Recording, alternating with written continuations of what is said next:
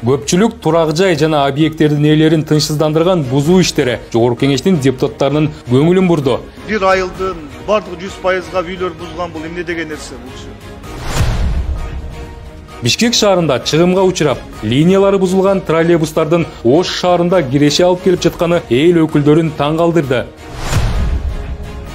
Аймактарды өнүктүрүүгө багытталган жумуштар активдүү уланат. Кербен шаарын өнүктүрүүгө быйыл 300 миллион сом каралды. Быйыл Кыргызстанда суга болгон тарифтер өзгөртүлдү. Тармактык комитетте тиешелүү министрликтин бул багыттагы буйругу сынга алынды. Бүгүн эмне болуп өзгөрүп калды? Тариф орнап келди да бар.